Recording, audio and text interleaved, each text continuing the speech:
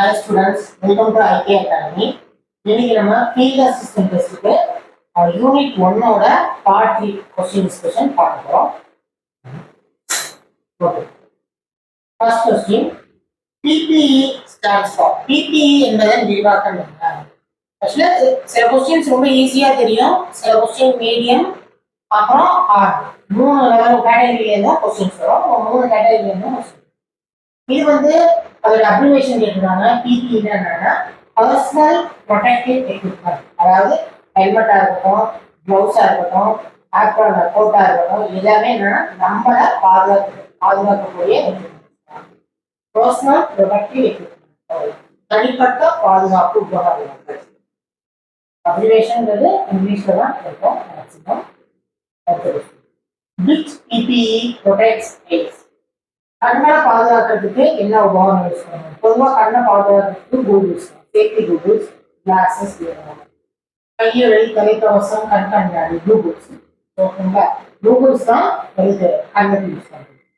Gloves எல்லாம் கைக்கும், helmet வந்து தலைக்கும், ஷூஸ் வந்து காலை பாதுகாக்கிறதுக்கு யூஸ் பண்ணுறது. சில இடங்கள்ல ஷூஸ் வந்து காலுக்கு மட்டும் இல்லை, ஷாக்கு ஒரு எர்த் ஆகாமல் இருக்கிறதுக்காகவும் ஷூஸ் மட்டும் யூஸ் பண்ணுறது.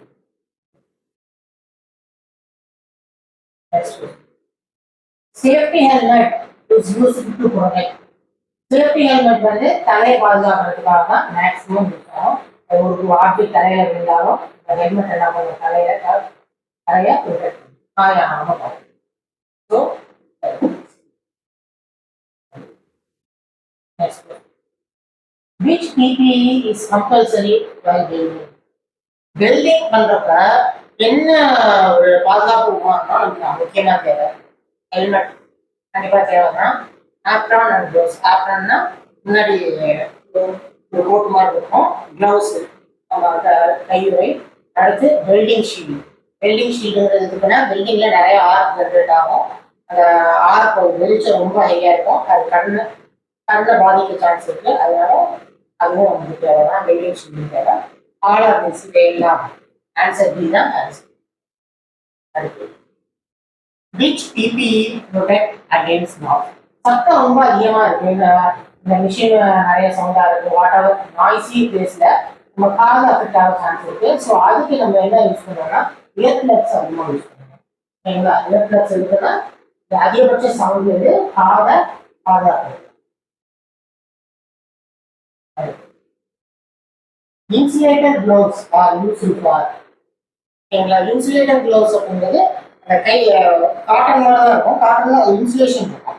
இந்த இன்சுலேஷன் இருக்குன்னா ஷாக் அடிக்காம, நம்ம மின்சார சம்பந்தப்பட்ட ஒர்க்லாம் பார்க்கறப்ப கையில ஷாக் அடிக்காம இருக்கிறதுக்காக நம்ம யூஸ் பண்ணுவோம். எலக்ட்ரிக்கல் ஒர்க் பார்க்கறதுக்கு இன்சுலேட்டட் க்ளவுஸ் யூஸ் பண்ணுவாங்க. Safety shoes R used to protect. பாதுகாப்பு காலணிகள் எதை பாதுகாக்கின்றன? முக்கியமா லெக்ஸ் ஃப்ரம் ஹெவி ஆக்ஷன். இப்போ நம்ம ஒரு ஆப்ரேஷன் பண்ணிட்டு இருக்கோம், ஏதோ ஒரு சம்திங் ஒரு வேலை பார்த்துட்டு இருக்கோம்னா ஒரு கனமான பொருள் ஸ்லிப் ஆகி காலில் விழுந்த சான்ஸ் இருக்கு. காலில் விழுந்துருச்சுன்னா என்ன ஆகும்னா கால் இன்ஜுரி ஆகிறதுக்கு மிக அதிக சான்ஸ் இருக்கு. சேஃப்டி ஷூஸ் வந்து என்னன்னா திக்கா இருக்கும், கீழே ஷாக் அடிச்சாலும் எத்தாம பாதுகாக்கும். அதே சமயம் ஒரு கனமான பொருள் கீழே விழுந்தாலும் எஸ்பெஷலி காலில் விழுந்தாலும் கால் இன்ஜுரி ஆகாம பார்த்துக்கணும். So answer is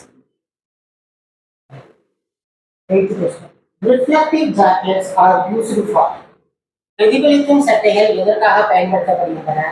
reflecting jacket அப்படிங்கிறது நீங்க பார்த்துருக்கீங்க, ரோடு ஒர்க்ல எல்லாம் பார்க்குறப்போ ஒரு மாதிரி கிரீன் கலர்ல, அதிகமா கிரீன் ஆரஞ்சு நிறைய கலர்ஸ்ல இருக்கு.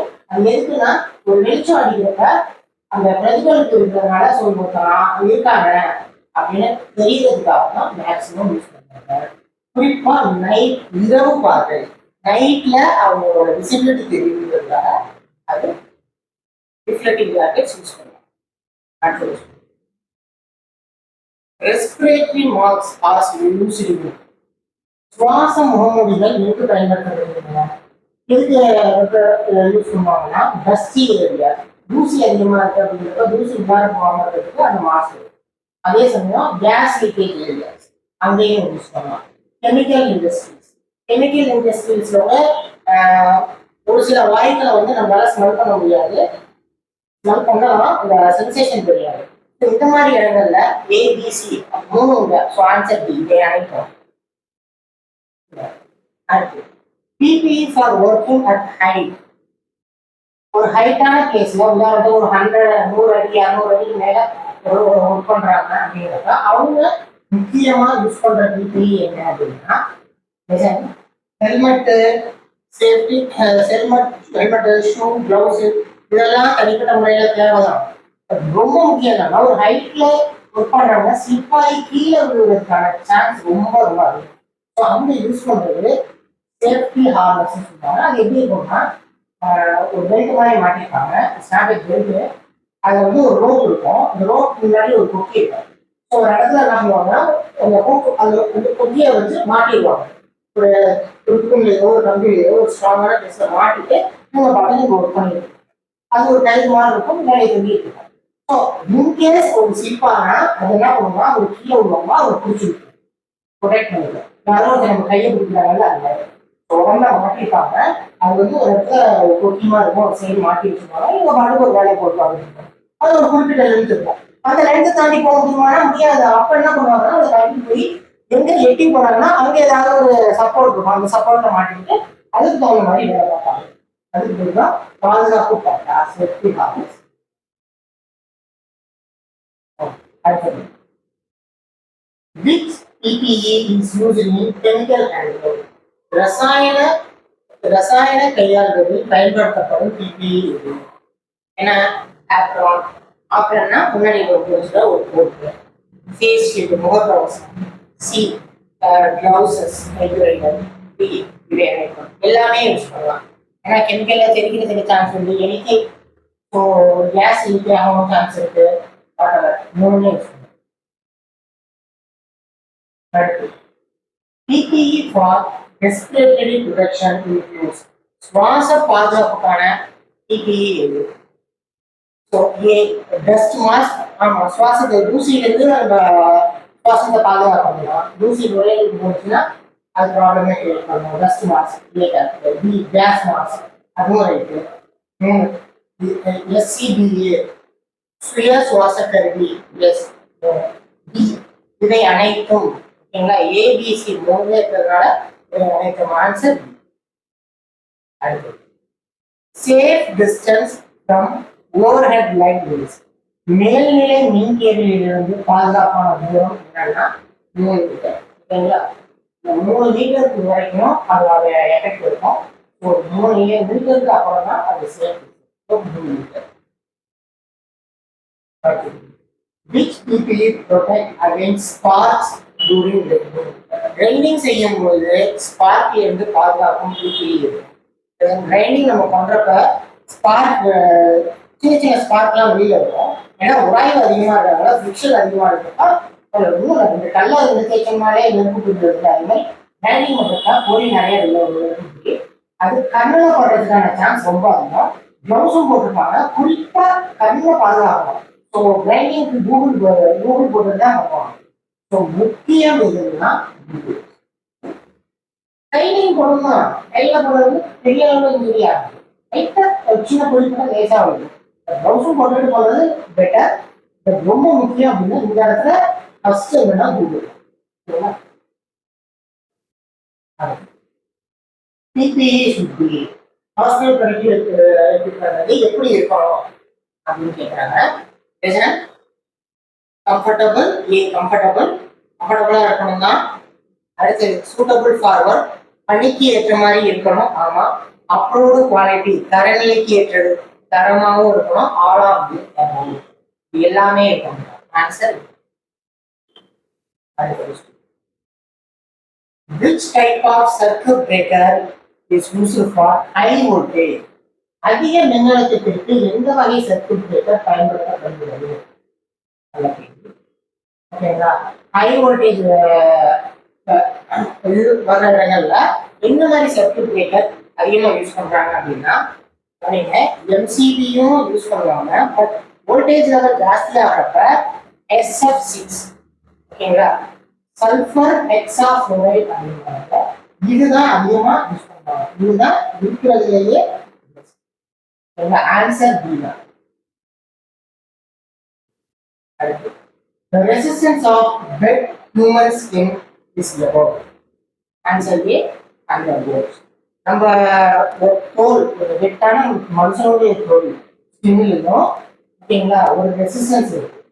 ரெசிஸ்டன்ஸ்னா என்ன மீன் தடை, அதாவது மின்சாரம் பாயறதுக்கு ஒரு தடை, அதோட கண்ட்ரோலுக்கு தருகிறது தான் மீன் தடை. அது எவ்வளோ அப்படின்னா 100 volts. மனித உடம்புல இருக்கக்கூடிய வெட் ஹியூமன் ஸ்கின்.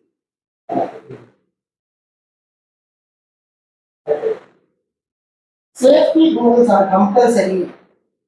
இந்த பாதுகாப்பு கண்ணாடிகள் கட்டாயமா எங்க பயன்படுத்த வேண்டும் அப்படின்னு கேட்கிறாங்க. பில்டிங்ல பயன்படுத்தணுமா? கண்டிப்பா. பெயிண்டிங்ல பண்ணணும் தான். கட்டிங்லயும் ஆமா, கட்டிங்ல வந்து சின்ன சின்ன சிப்ஸ் எல்லாம் வெளியில வர்றதுக்கு சிப்ஸ்னா என்ன சொன்னா சின்ன மெட்டல் பீஸா இருக்கட்டும், இல்லை உற்பத்தினாலும் உட் பவுடர் ஆகணும் வெளியில போற சாப்பிட்டு கண்ணுல போக நிறைய வருது. மூணுலயுமே பண்ணணும் அப்படிங்கிறப்ப ஆல் ஆஃப் தி அபோவ் தான் ஆன்சர்.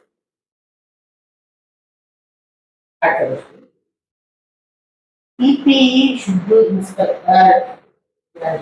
PPE எப்போது பரிசீலிக்கப்பட வேண்டும்? நம்ம ஒரு ஹெல்மெட்டே எடுத்துக்கோங்கள, ஹெல்மெட்டை வந்து எப்போ இன்ஸ்பெக்ட் பண்ணணும் அப்படின்னு சொல்றாங்க. ரொம்ப ஆப்ஷன் ஒன்ஸ் இன் இயர், வருஷத்துக்கு ஒரு தடவையா அப்படின்னு சொன்னா அது சொல்ல முடியாது. பிஃபோர் எவ்ரி யூஸ், ஒவ்வொரு முறையும் பயன்படுத்துவோம். நீங்க ஒரு ஹெல்மெட் போட்டு போகணும், டக்குனு நீங்க எடுக்கிறீங்க, ஒவ்வொரு தடவை அது உடஞ்சிருக்கா, கரெக்டா இருக்கா, பெல்ட்லாம் கரெக்டா இருக்குங்களா, லூஸா இருக்கான்னு ஒவ்வொரு தடவையும் அதை நீங்க எடுத்து போட்டு முன்னாடி பார்த்துக்கணும்.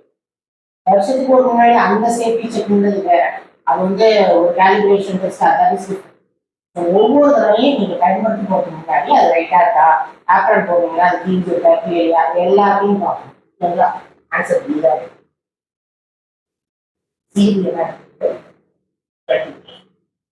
Gloves used in electrical work are tested for. மின்சார பணிக்கான கையுறைகள் எதற்காக சோதிக்கப்படுகின்றன அப்படின்னு கேட்கிறாங்க. பொதுவாக மின்சாரத்துக்குன்னு பயன்படுத்தக்கூடிய கிளவுஸ் எதுக்கு யூஸ் ஆகும்? கரண்ட் ஷாக் அடிக்காம இருக்கிறதா? ஷாக் அடிக்காம இருக்கணும்னா இந்த மாதிரி டெஸ்ட் இருக்கணும்னா வோல்டேஜ் மின்னழுத்தத்தை கையாளுதா, மின்னழுத்தத்தை வந்து அதனால இது உள்ளார அப்சர்வ் பண்ணாம கிடைக்குதா, அதுக்காக தான் ஃபர்ஸ்ட் பார்க்கணும். மற்றபடி ஃபிளெக்சிபிலிட்டி, அது வளைஞ்சு கொடுக்குதா, அது கலர் என்ன வேணாலும் கொடுத்து போட்டோம், வெயிட் உட்கட்டும், ரொம்ப வெயிட்லாம் போட முடியாது. அதை நான் ஒரு கிரைட்டீரியா, பெரிய கிரைட்டீரியாவாக சொல்ல முடியாது. So answer voltage